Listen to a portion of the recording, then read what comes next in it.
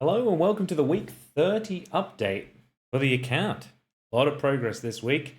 We've got a weekly update video. That's pretty crazy. So as you may have already noticed, if you watched last week's update, we've gotten Bosk to relics.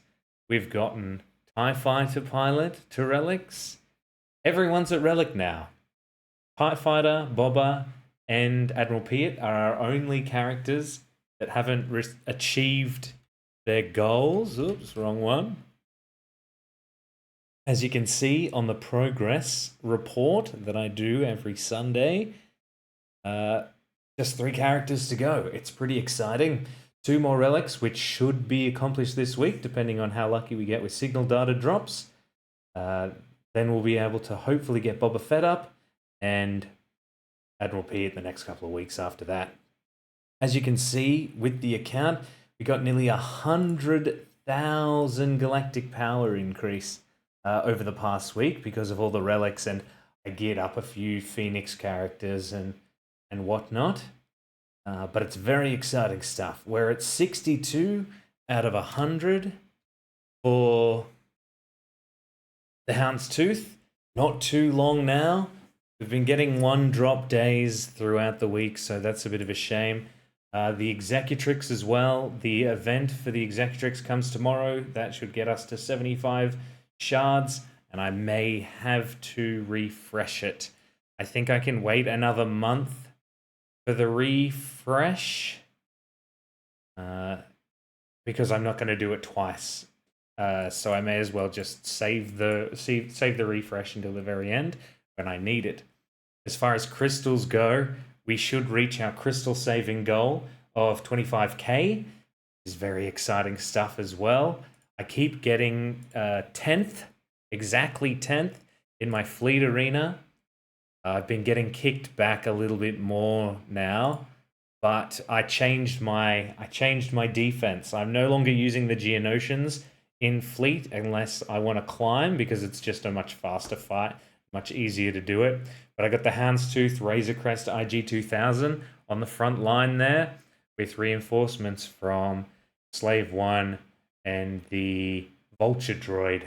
I've just got the TIE Fighter there because it's a relic ship that's also slightly leveled versus Darth Vader up here, who you can't really see behind me, is only at level 5. So kind of just seemed like a better choice. I don't know who gets called in reinforcement-wise by the AI, but this has way more survivability than my Geonosians, but fights take, instead of a minute, 4.5 minutes to knock through the opponents. So overall, a very good change, I want to say. We've been getting the top 10, so 200 crystals a day roughly, plus whatever we get from our daily activities, which is very exciting. I am still farming the Hyena Bomber as well as B000 in the hard nodes. That's on the dark side. That's the only hard node farms I'm doing at the moment. I finished off, and also Range Trooper. I got 10 shards for Range Trooper today, so that was very exciting.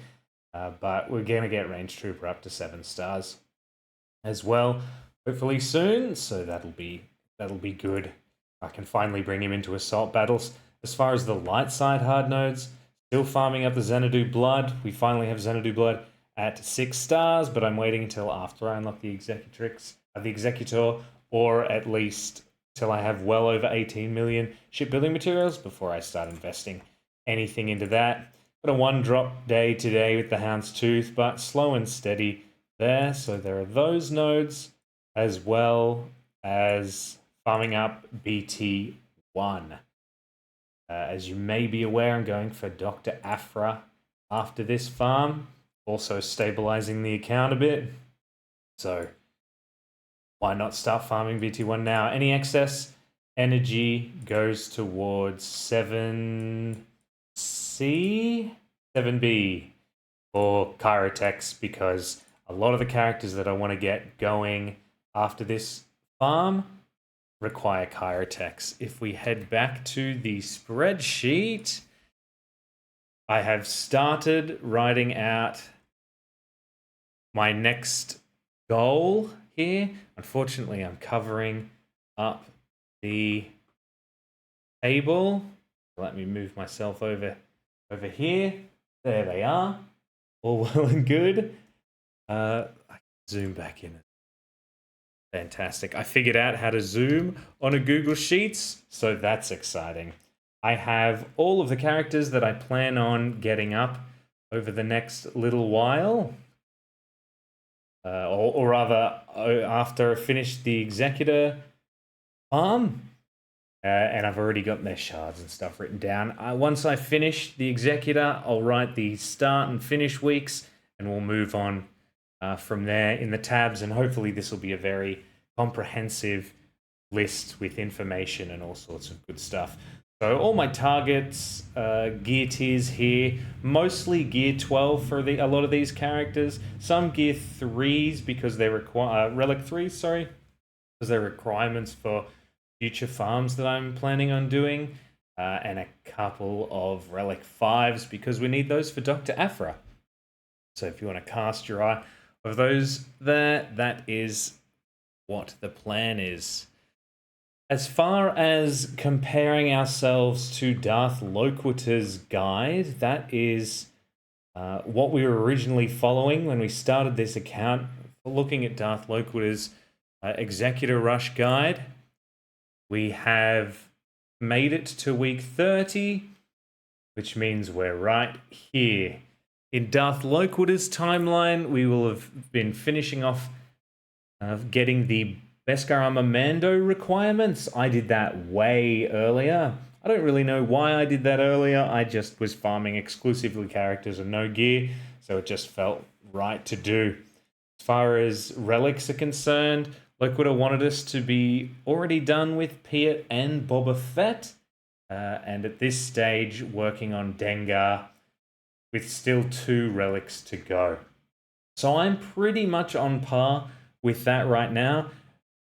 I understand that Piet and Boba Fett are the highest relic characters and a lot more difficult to accomplish, but we are pretty close, only needing the Imperial TIE Fighter pilot. Outside of those 2 characters, Boba Fett is only 1 relic away and Piet is 2 relics away. At the moment, our relic material is looking really good, but our signal data is hurting. As you can see, we've got 12 out of 20 of the white, 4 out of 25 of the green, and we're actually sitting okay with the blue, but we do need 150 to complete this farm, I believe. So still some blue to go as well. So right now I'm just grabbing